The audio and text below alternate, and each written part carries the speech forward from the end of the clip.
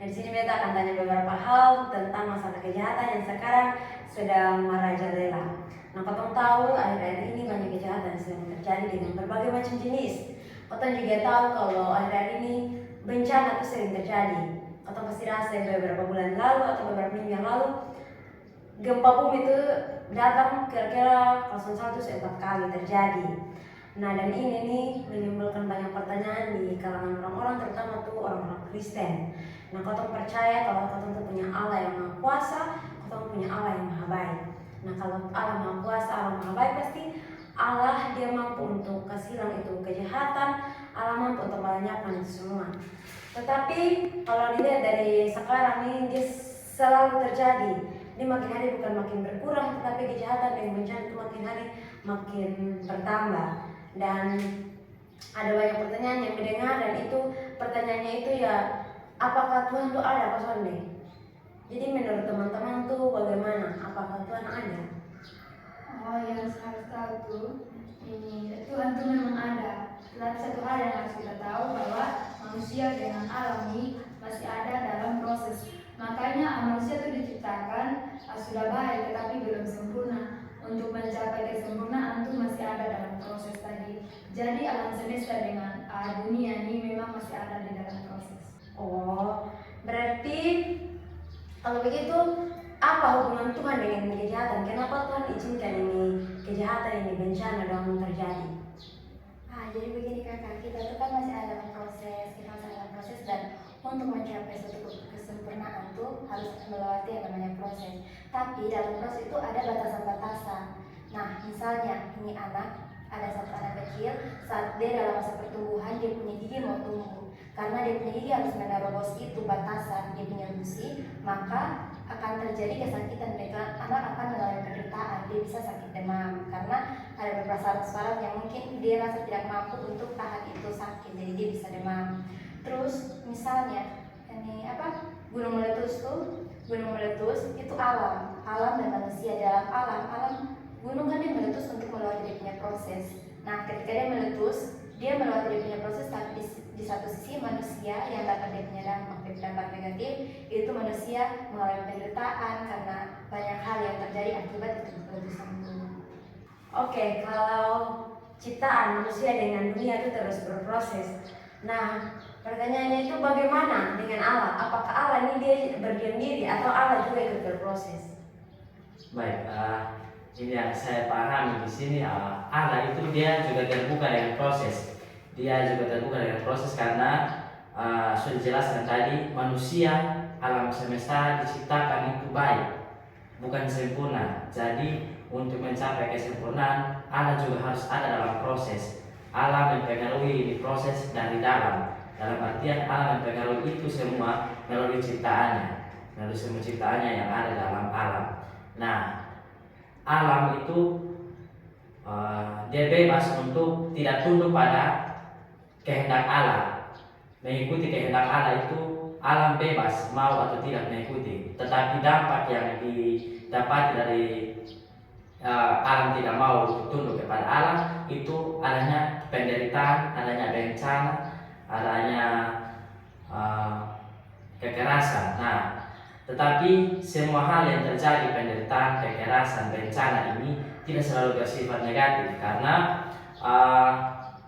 itu merupakan langkah awal menuju pada sebuah perubahan yang Allah ingini. Nah, di sini alam itu dengan Allah itu dia itu saling mempengaruhi, tetapi pengaruh yang diberikan alam kepada Allah itu tidak mempengaruhi kesempurnaan dari Allah. Nah, ini itu dengan kata lain itu merupakan superioritas dari Allah, keunggulan tersendiri dari Allah. Dia dipengaruhi oleh apapun, tetapi dia pengaruh itu tidak mempengaruhi kekuasaannya, kemahakuasaannya. Nah, jadi yang Allah mau di sini adalah semua ciptaan itu dia berproses menuju kepada Yesus Kristus. Nah, karena Yesus Kristus itu dipandang sebagai wujud sempurna dari segala ciptaan. Jadi yang Allah mau di sini adalah semua ciptaan alam ini berproses menuju kepada Yesus Kristus, karena Yesus Kristus merupakan titik terakhir dari realitas semua ciptaan itu berproses menuju ke yang lebih baik. Berarti Allah punya proses itu sama-sama dengan dia punya ciptaan punya proses. Nah, di sini Allah punya proses dengan dia penciptaan itu beda. Nah, Allah itu dia berproses, tetapi dia tidak mengalami pertubukan seperti yang sudah dijelaskan tadi, seperti seorang bayi dia mau giginya mau tumbuh, dia pasti akan mengalami demam karena ada beberapa hal yang terjadi, terus ada gunung meletus, ada penderitaan-penderitaan, tapi Allah itu tidak mengalami semua itu. Allah itu berbeda dengan kita, ciptaan dan manusia. Kalau kenapa Allah sendiri alami pertubukan? Nah, karena Allah itu hidup di ranah yang berbeda. Allah itu hidup di ranah yang berbeda dengan ciptaan, dengan alam. Karena Allah hidup itu dari ketiadaan dan yang ada. Sedangkan ciptaan dan alam ini dia bergerak itu, dia berproses itu dari yang sudah ada, dari yang lama ke yang baru. Begitu. Nah, kalau kayak yang kakak jelaskan tadi, Allah tuh sampai mengalami pertubukan dengan realitas lain. Nah, apakah Allah ini dia pernah mengalami penderitaan atau sama? Allah itu juga mengalami penderitaan. Nah, dalam proses Allah berproses, alam juga berproses. Di samping itu Allah juga mengalami penderitaan. Penderitaan yang Allah alami itu bukan penderitaan yang seperti yang kita lihat bagaimana, tapi penderitaan karena kasih. Karena sejak semua diciptakan, alam semesta, semua ciptaan diciptakan itu, Allah sudah menaruh batas-batas kemahakuasaannya. Dan ketika alam ciptaan itu tidak mau tunduk kepada kehendaknya, Allah tidak bisa mengintervensi itu.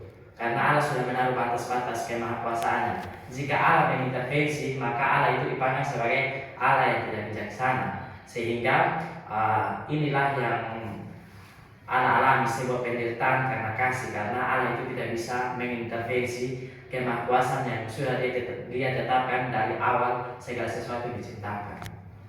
Oh, berarti kau mengalami penderitaan, kejahatan sering terjadi, bencana sering terjadi itu di masa itu bukan karena Allah, bukan pada Allah, tapi ternyata kau tuh ciptaan yang ada dalam proses untuk menuju kesempurnaan dan dia punya garis akhir, dia pun seperti Yesus Kristus bagi, jadi kau berproses untuk menjadi yang seperti Allah kehendaki.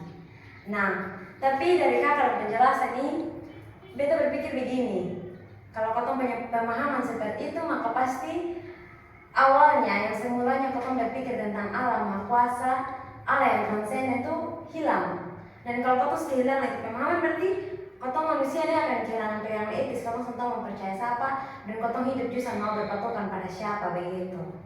Itu yang ditangkap dari Aisyah yang bisa diambil dari kakak penjelasan begitu. Ya, jadi itu yang merupakan kelemahan. Allah dipandang sebagai Allah yang bukan transenden lagi, karena Allah itu ada dalam proses yang ada. Tapi yang perlu kita pahami sekarang, yang perlu kita lihat, Allah jangan dipersalahkan begitu. Jadi proses penderitaan, bencana yang kita alami ini Allah sebuah wujud untuk kita menuju kepada kesempurnaan yang Allah mau, yaitu menuju pada Yesus Kristus, menuju pada titik akhir dari segala sesuatu, dari semua, untuk menuju kepada kesempurnaan begitu. Oh, oke. Makasih bisa paham, dan ternyata itu potongan penderitaan bukan karena pada Allah, tetapi karena kau ada dalam proses. Nah, oke, kalau begitu terima kasih Kakak Indri, Kakak Delvin, Kakak Jessica yang sudah kasih penjelasan begitu panjang lebar dan beta soal paham. Terima kasih. Sama-sama.